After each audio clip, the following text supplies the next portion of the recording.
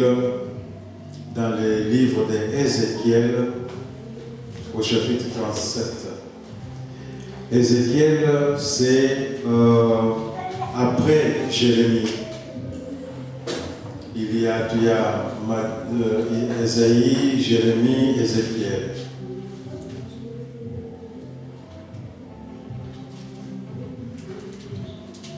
Ézéchiel au chapitre 37.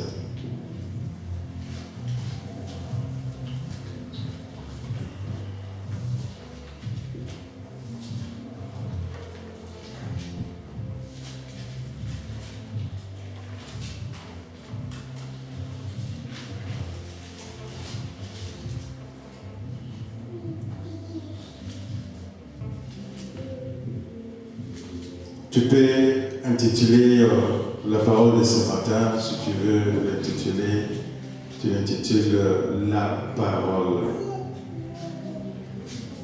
Nous n'avons pas l'habitude d'intituler nos enseignements parce que dans chaque enseignement, chacun y trouve quelque chose qui l'interpelle. Alors il lui donne un nom à ces messages.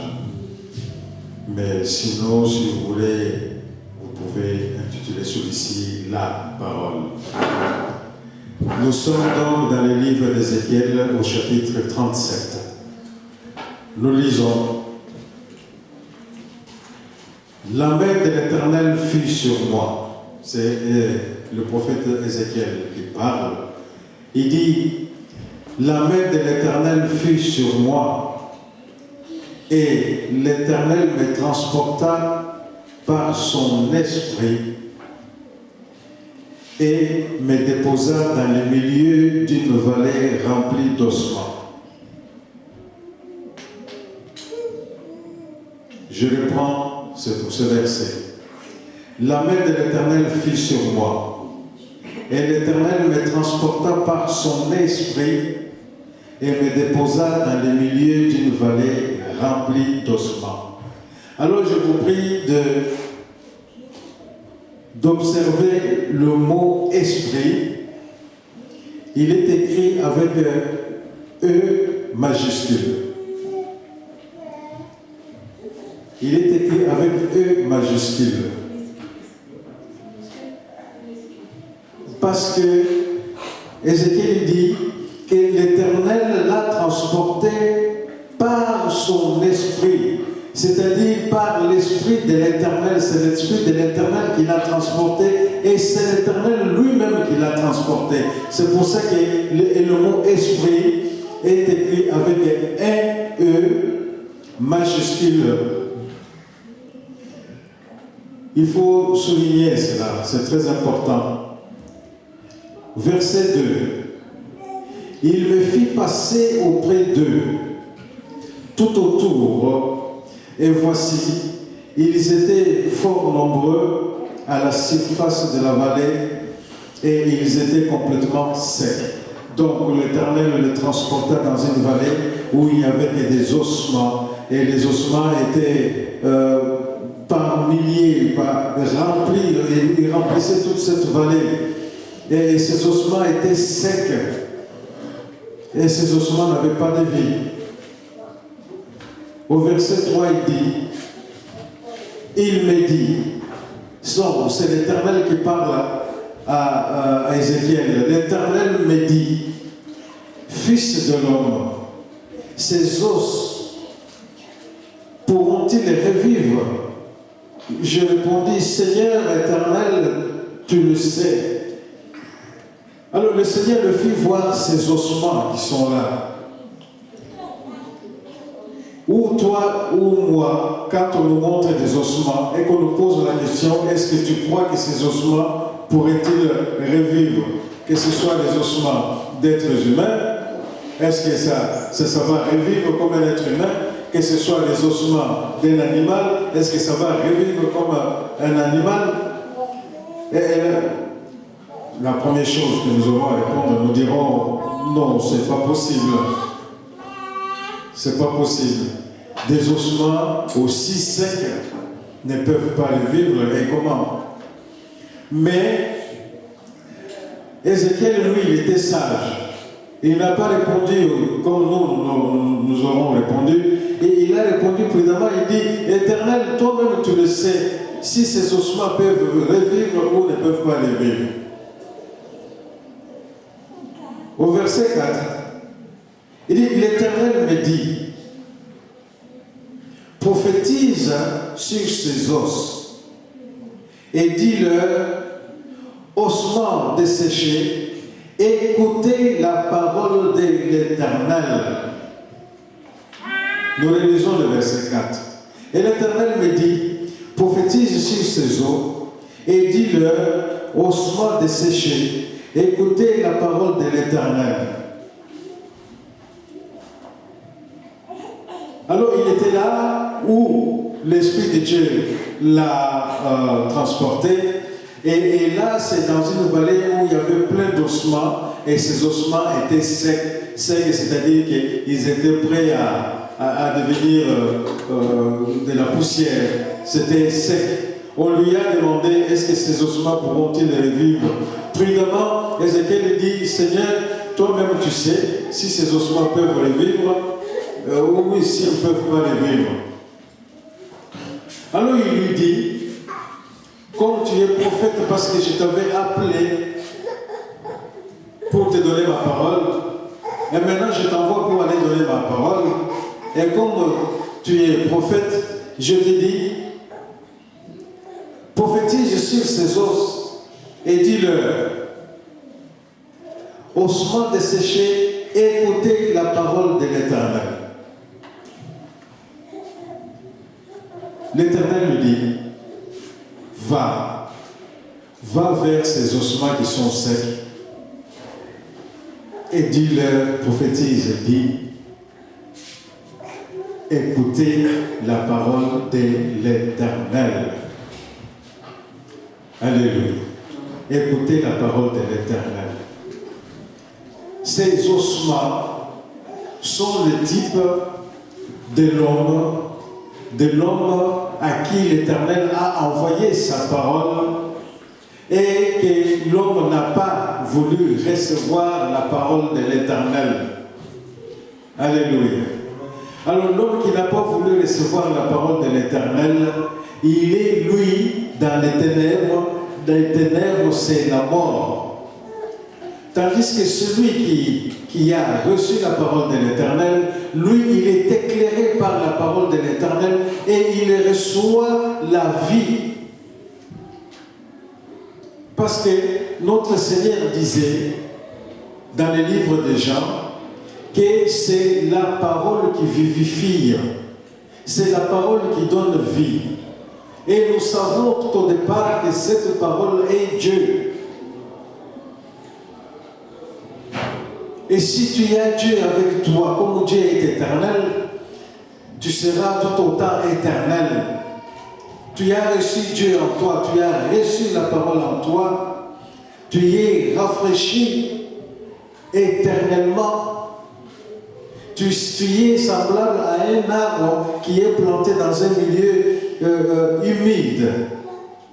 Un arbre qui est planté dans un milieu humide, il est alimenté continuellement, donc il ne peut jamais s'assécher.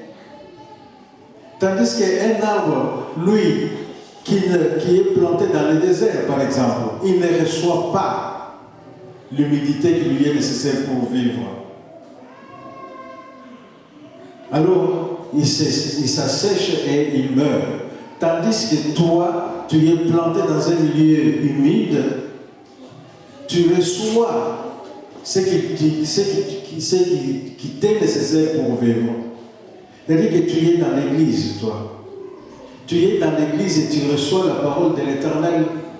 L'église, c'est quoi? Imaginez Jésus-Christ qui était là au mont des Oliviers avec toute une foule qui l'avait suivi, qui était devant lui.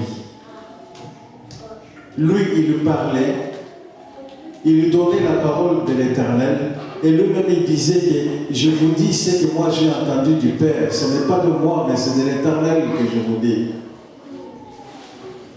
Alors ceux qui étaient devant lui, qui écoutaient la parole de l'Éternel, et lui-même, cette assemblée, c'était ça, l'Église. Et cette assemblée n'était pas là pour faire autre chose. Ils n'étaient pas là pour faire du théâtre comme nous en voyons aujourd'hui. Ils étaient là pour écouter la parole de l'Éternel. Et Jésus-Christ qui est le prophète. Quand je dis le prophète, ce n'est pas comme Esaïe ou comme Ézéchiel ou comme les autres prophètes. Il est le premier prophète, c'est-à-dire qu'il est envoyé de l'Éternel. Lui-même, l'Éternel, il s'est envoyé. Et quand un prophète vient devant le peuple de Dieu, qu'est-ce qu'il fait? Son travail, c'est quoi? Son travail, c'est de donner la parole de l'Éternel pour que le peuple qui reçoit cette parole-là reçoit l'humilité nécessaire pour qu'il reste toujours vert et qu'il ne se perde point. Alléluia. Donc c'est lui qui est l'arbre qui est planté dans le désert. Quand nous regardons cet arbre qui est planté dans le désert, nous disons cet arbre est destiné à sécher, à être coupé et à être jeté dans le feu. Pourquoi? Parce que cet arbre ne va jamais reverdir. Parce qu'il n'y a pas d'eau ici. Il n'y a pas d'eau ici pour alimenter cet arbre-là en vie. Et il n'y a pas un jardinier qui sera volontaire pour venir tous les jours, pour venir dans le désert et rafraîchir les racines de cet arbre. Alors il est impossible que cet arbre vive. Mais l'Éternel dit à Ézéchiel de parler à quelque chose comme ça, à cet arbre-là. Il lui dit, toi arbre qui est sec, toi arbre qui est destiné à la mort, parce que tu n'as pas la parole avec toi, parce que tu n'as pas la sève qui monte en toi, alimentée par l'humilité qui est en toi. Mais moi, je viens et je t'apporte la parole de Dieu et je t'exhorte d'écouter la parole de Dieu. Alors quand on va voir un prophète comme ça qui parle à un arbre sec, qui parle à des ossements secs, on va le prendre pour un fou. Mais lui, il vient de la part de l'Éternel. Il sait que rien n'est impossible à l'Éternel. Mais il fait son travail. L'Éternel lui dit, au verset 4, prophétise sur ses os et dis-leur, ossements desséchés, écoutez la parole de l'Éternel. Verset 5. Ainsi parle le Seigneur, l'Éternel de ses eaux. L'Éternel à ses eaux. Voici, je vais faire entrer en vous un esprit et vous vivrez. Je répète le verset 5. Ainsi parle l'Éternel, ainsi parle le Seigneur, l'Éternel. Il parle à ses eaux. Il dit, voici, je vais faire entrer en vous un esprit et vous vivrez.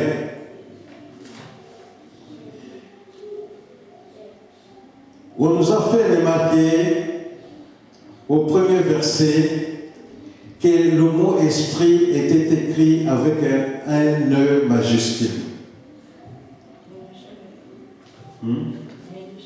Majuscule. Il y a des Bibles qui sont majuscules. Hein? Il y a des Bibles qui sont majuscules. Eh bien, ici, il est écrit avec un E majuscule. Pourquoi il est écrit avec un E majuscule? Parce que, relisons le verset, vous allez comprendre. La main de l'Éternel fut sur moi, et l'Éternel me transporta par son esprit.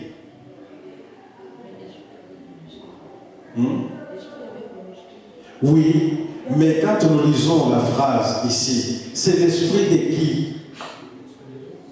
C'est l'esprit de l'Éternel. Et chaque fois, quand il s'agit de quelque chose qui appartient à l'Éternel, ça s'écrit avec le majuscule. Quand je parle de toi, je dis il. J'écris il avec un i minuscule. Mais quand je parle de l'Éternel qui est aussi au troisième personne, je dis il, mais avec un i majuscule. Et c'est ça la différence qu'il y a entre notre Bible et la Bible des témoins de Jéhovah. Dans notre Bible, dans le livre de Jean, chapitre 1, premier verset, il est écrit que la parole était Dieu. Nous l'écrivons avec un D majuscule.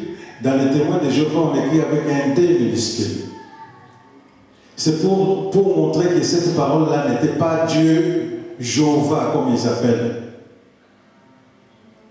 Mais nous disons que cette parole-là était Dieu Elohim. C'était lui-même la parole.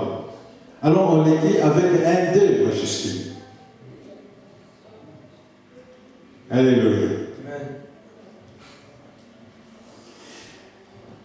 Comme au premier verset, il s'agissait de l'Esprit de l'Éternel, on l'a écrit avec un E majuscule.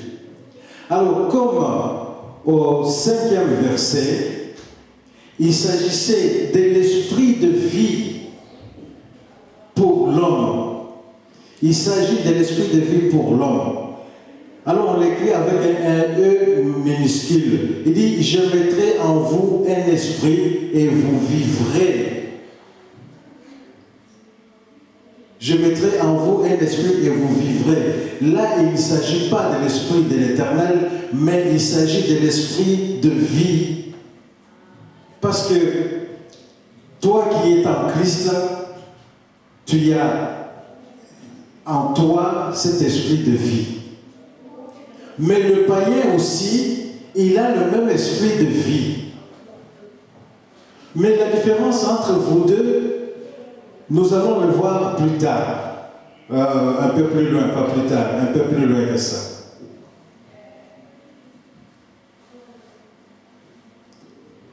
Nous sommes au verset 5. Ainsi parle le Seigneur, l'Éternel, à ses hommes. Voici, je veux faire entrer en vous un esprit et vous vivrez. À quel autre passage biblique pouvons-nous comparer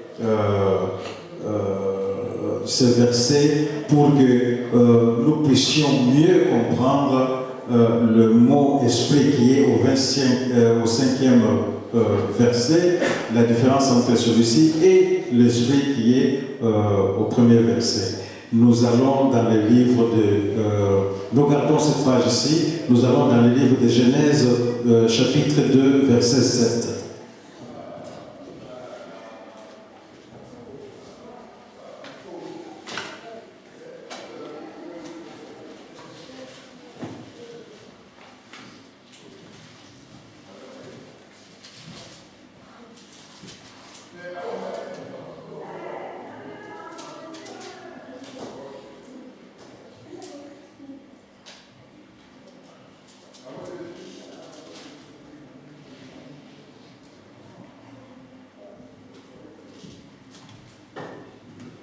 Nous sommes dans le livre de Genèse, au verset 2, verset 7. Il est écrit: L'Éternel Dieu forma l'homme de la poussière de la terre.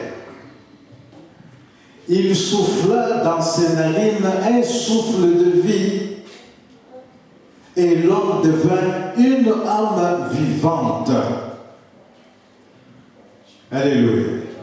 Dieu, au commencement, a formé l'homme de la poussière de la terre. Mais pour que cette forme qu'il a formée puisse vivre, il lui a soufflé dans les narines un souffle de vie, et il est dit que l'homme devint une âme vivante. Dieu lui souffla un souffle de vie, et l'homme devint une âme vivante. Dieu ne lui a pas soufflé l'Esprit Saint. Non. Il lui a soufflé un esprit tel qu'il vive. Ce n'était pas l'Esprit Saint. C'était l'Esprit pour que cette forme qu'il a formée vive. Et la Bible dit, et alors l'homme devint une âme vivante. Alléluia. Nous revenons dans le livre d'Ézéchiel.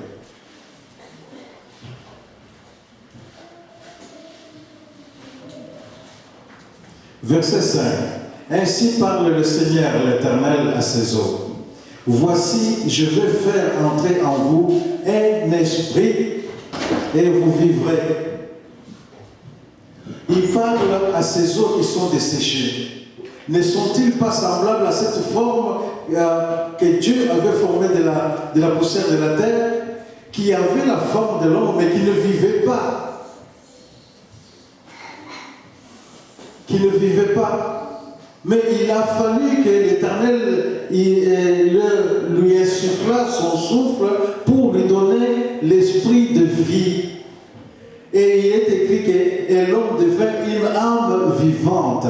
Et ici, il dit à ces eaux qui sont secs, il dit, voici, je vais faire entrer en vous un esprit, je vais faire entrer en vous un esprit. Et c'est seulement quand je vais faire entrer en vous un esprit, alors vous vivrez.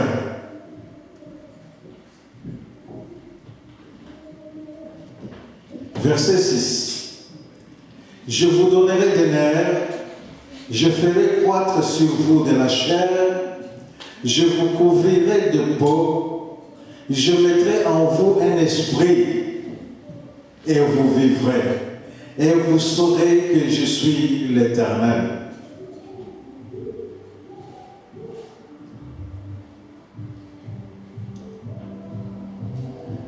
L'Éternel créa cet homme. Il lui insuffla dans les narines un souffle. Et alors, cette forme faite de la poussière de la terre devint une âme vivante. Et de même, il parle à ses eaux. Il leur dit que je mettrai en vous un esprit. Je mettrai en vous un esprit et vous vivrez. Et alors vous saurez que je suis l'Éternel. Alors vous saurez que je suis l'Éternel parce que ils auront écouté les enseignements que leur apporterait le prophète. Parce que l'Éternel a envoyé le prophète pour leur donner sa parole. Quiconque écoutera la parole de l'Éternel qui lui est envoyée et dira Amen à sa parole, celui-là vivra. Et celui qui ne recevra pas cette parole-là, il mourra. Mais celui qui recevra cette parole-là, baptisez-le, qu'il soit baptisé, et il vivra. Mais celui qui ne recevra pas la parole que je vous ai donnée, que je vous ai donnée pour aller lui envoyer, pour lui emmener, et qui ne recevra pas cette parole, celui-là mourra.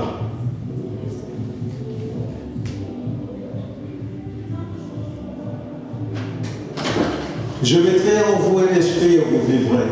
Et vous saurez que je suis l'Éternel parce que vous avez été instruit par le prophète. Le prophète vous a instruit sur toutes choses selon les paroles que moi j'ai mis sur les lèvres du prophète. Verset 7. Je prophétisais selon l'ordre, ça c'est Ézéchiel qui parle. Je prophétisais selon l'ordre que j'avais reçu. Et comme je prophétisais, il y eut un bruit, et voici, il se fit un mouvement, et les eaux s'approchèrent les uns des autres. 8. Je regardais, et voici, il leur vint des nerfs. La chair crut, et la peau les couvrit par-dessus. Mais il n'y avait point en eux d'esprit. Nous réalisons les versets 7 et 8. Le prophète Ézéchiel parle.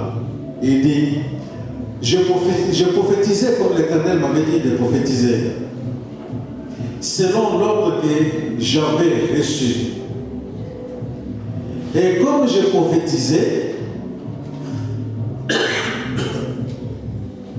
il y eut un bruit.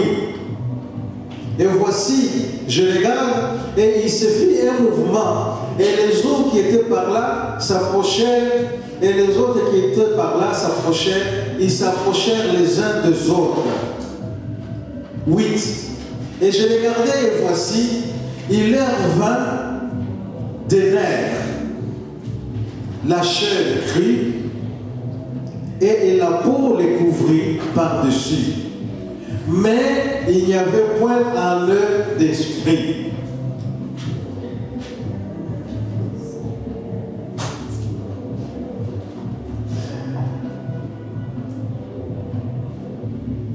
Alléluia. Il n'y avait point en eux d'esprit.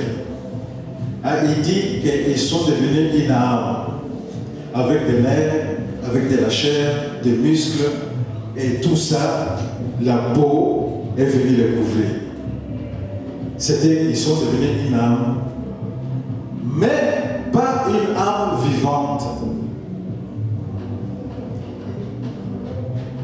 Je regardais et voici, il leur vint des nerfs, la chair crue et la peau les couvrit par-dessus, mais il n'y avait point en eux d'esprit.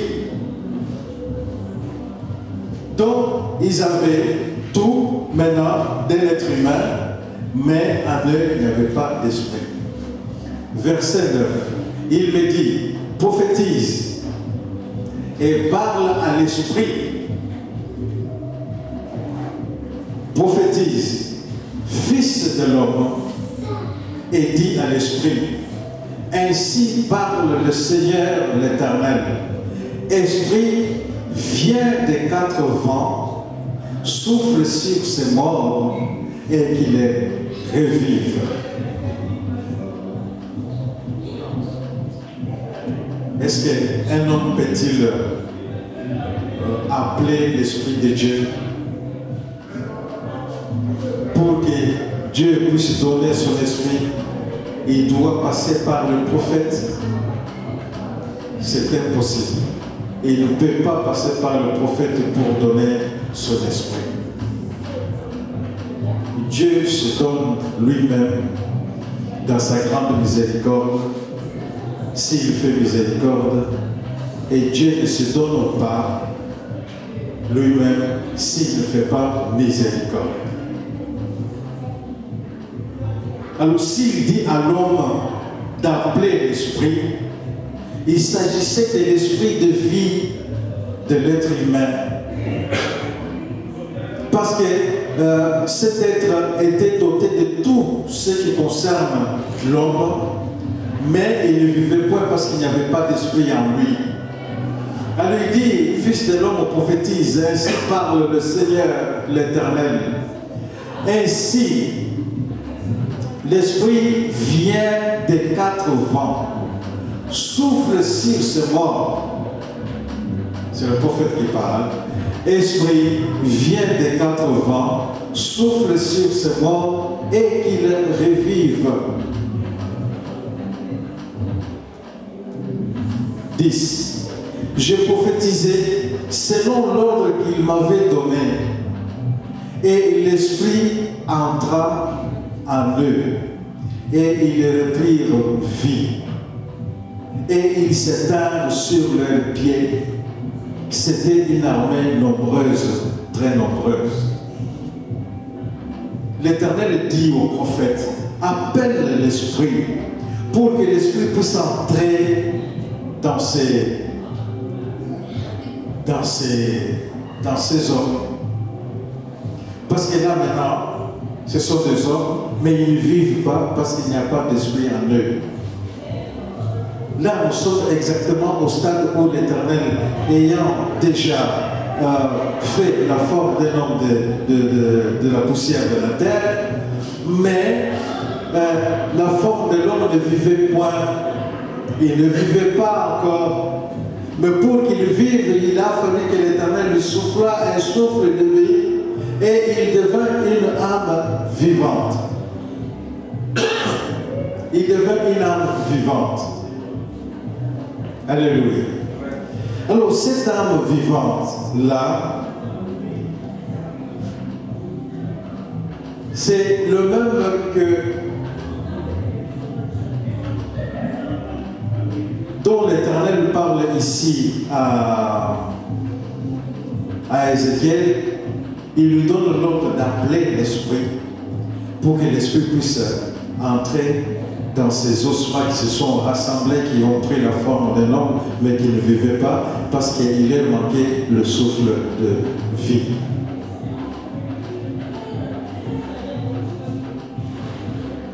Verset 11. Il me dit, Fils de l'homme, ces eaux, c'est toute la maison d'Israël.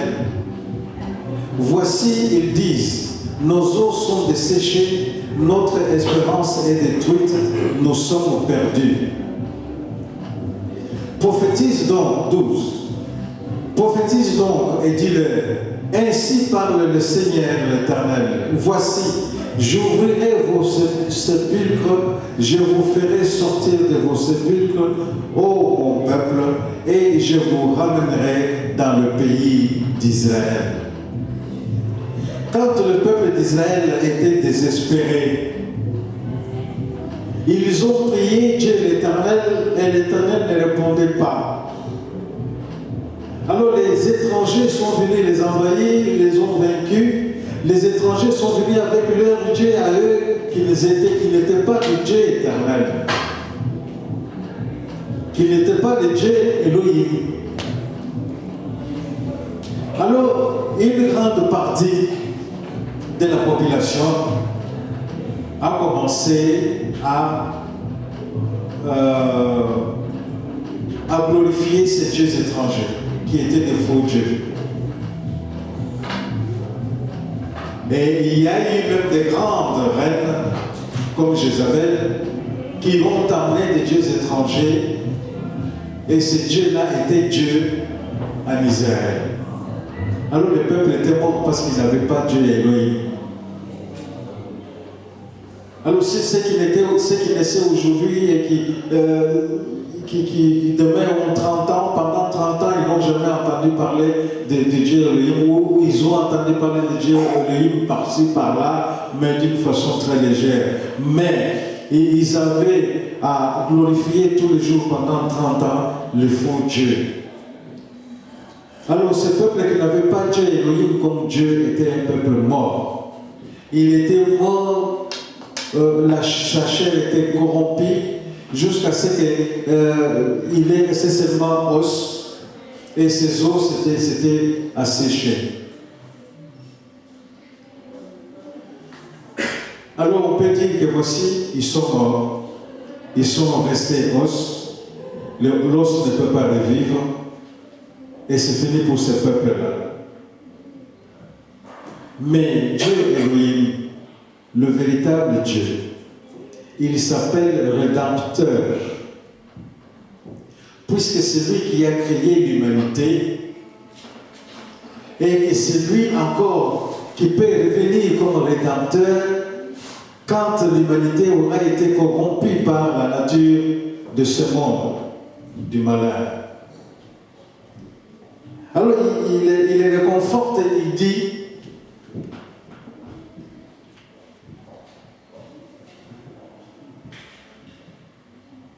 j'ouvrirai vos sépulcres, et je vous ferai sortir de vos sépulcres, ô mon peuple.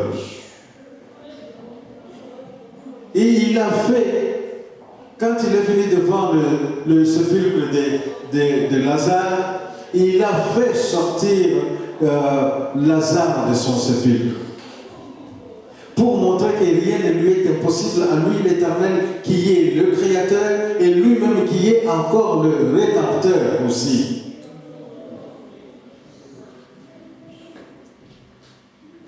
Je vous ferai sortir de vos sépulcres, ô mon peuple, et je vous ramènerai dans le pays d'Israël. Il a ramené Lazare dans le pays. Lazare qui était déjà enterré depuis 4 jours et dont les sœurs disaient « Oh, mais ça fait 4 jours, Seigneur, et même qu'il est dans la corruption parce qu'il sent déjà. »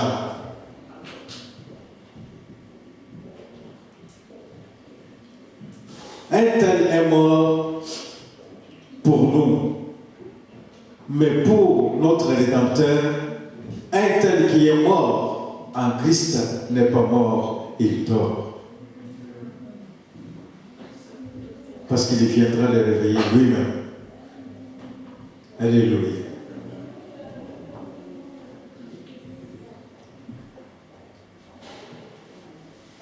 Verset 13. Et vous saurez que je suis l'Éternel lorsque j'ouvrirai vos sépulcres et que je vous ferai sortir de vos sépulcres, ô mon peuple. Verset 14. Je mettrai mon esprit en vous et vous vivrez.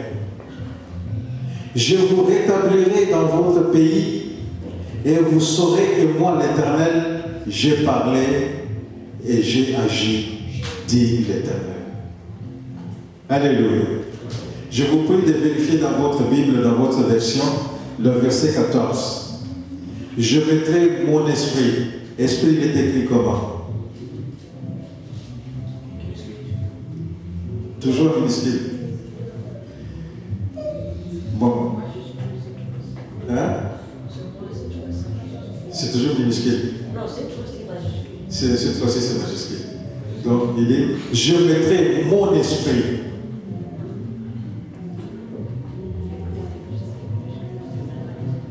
Pardon? Tout au début, là, c'était c'est pas majuscule. Ouais. Il dit, je mettrai mon esprit. C'est l'esprit de qui? C'est l'esprit de Dieu. L'esprit de Dieu, c'est qui? C'est lui-même. Parce que dans le livre de Jean, chapitre 4, il nous est dit que Dieu est esprit. Que celui qui l'adore, l'adore en esprit et en vérité. Ici, au premier verset, on dit l'Éternel me transporta par son esprit. Est-ce qu'il y a Dieu et puis l'esprit de Dieu? Non. C'est Dieu lui-même qui est esprit. Il y a des versions comme ça où c'est écrit avec minuscule, je ne sais pas pourquoi, mais néanmoins, on comprend par le contexte du verset qu'il s'agit de l'esprit de l'Éternel et que l'Éternel est esprit. Et quand on dit son esprit, quand il dit mon esprit, il s'agit de lui-même. Alors on écrit avec majuscule dans Louis II pour souligner cette différence. Alléluia. Alors je mettrai mon esprit et vous vivrez. Alors l'Éternel il dit ici au verset 14, il dit, je mettrai mon esprit en vous et vous vivrez. Or, ici plus haut, il a déjà mis l'esprit en eux et ils sont devenus une âme vivante. Autant que cette forme humaine qu'il avait faite, qui est devenue une âme vivante, que les eaux séchées qui sont devenues une âme vivante. Il avait déjà mis l'esprit. Il a dit au prophète d'appeler aux 4 vents l'esprit qui est entré dans ces êtres. Et ces êtres sont devenus des esprits vivants. Mais ici, il dit de nouveau que je mettrai mon esprit en vous et vous vivrez. Alléluia. Nous avons cet esprit de vie, nous tous. Nous avons cet esprit, c'est pour ça que nous sommes des âmes vivantes.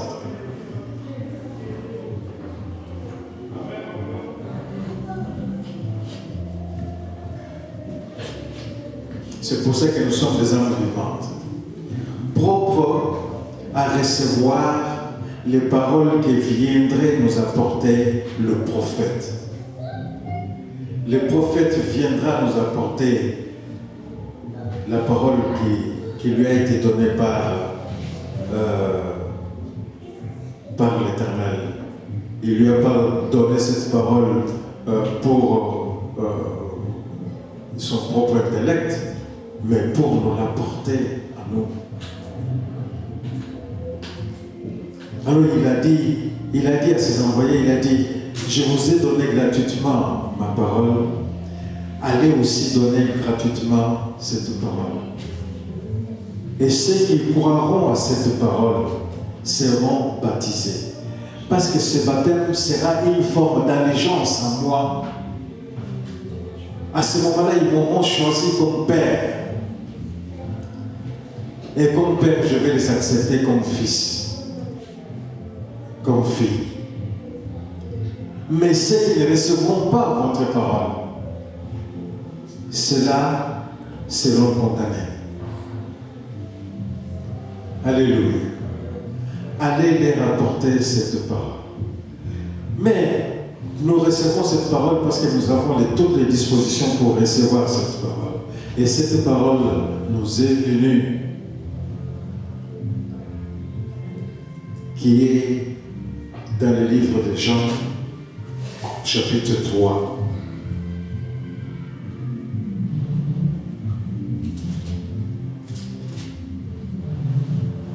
Dans le livre de Jean, chapitre 3,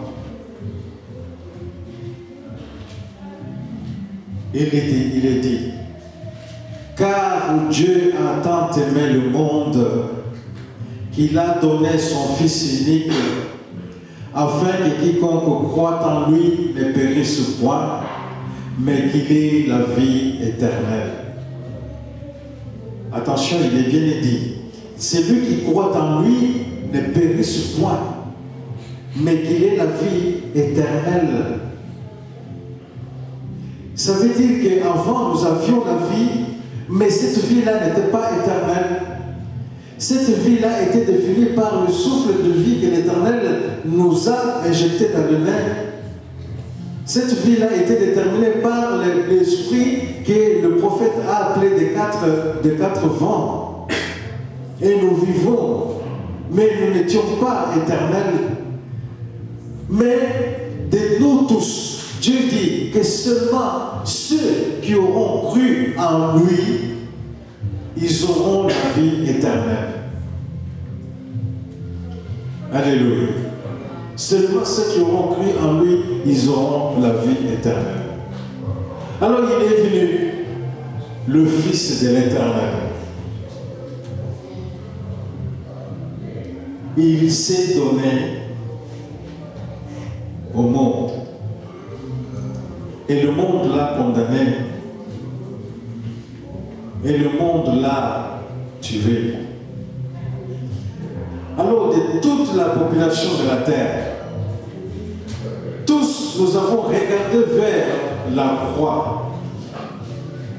Il y en a qui ont dit, oui, c'est un brigand comme les deux autres là. Et d'autres, mais lui, il se prenait pour le Fils de Dieu. Ah ben, il n'a qu'à appeler son Dieu pour venir, son papa pour venir le sauver. Oh oui, mais lui là, il a prétendu réveiller les morts. Mais qu'il se sauve tout seul. Mais il y a une autre partie qui a regardé la croix, qui a dit, c'est l'Éternel lui-même qui est monté sur la croix à ma place. Il a payé le prix.